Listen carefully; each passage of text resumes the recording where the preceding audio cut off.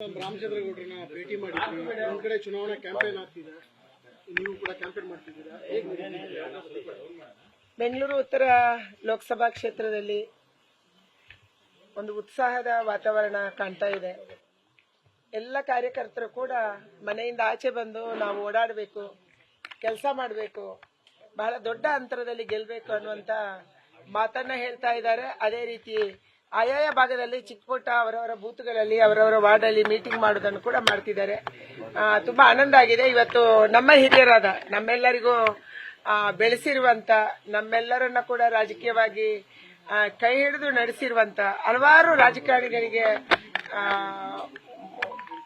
ರಾಜಕೀಯಕ್ಕೆ ತಂದು ಕೆಲಸವನ್ನ ಮಾಡಿಸಿದಂತ ಹಿರಿಯರಾದ ರಾಮಚಂದ್ರಗೌಡರ ಮನೆಗೆ ನಾವು ಬಂದಿದ್ದೀವಿ.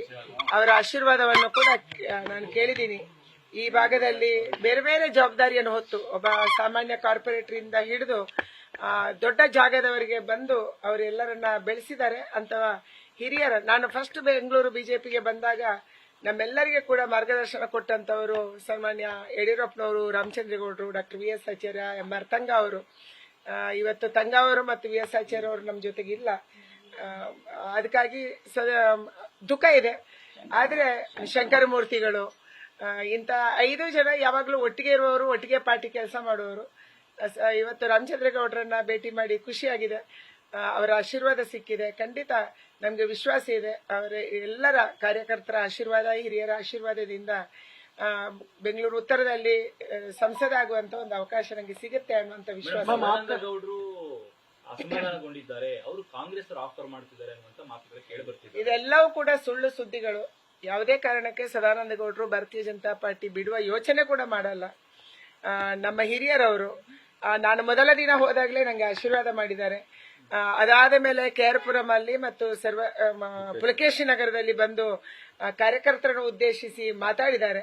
ನಂಗಿಂತ ಉತ್ಸಾಹದಿಂದ ಅವರು ಓಡಾಡ್ತಾರೆ. ಇವತ್ತು ಅವರು ಊರಿಗೆ ಹೋಗಿದ್ದಾರೆ, ಆ ಕಾರಣಕ್ಕೆ ಅವರು ಇಲ್ಲ.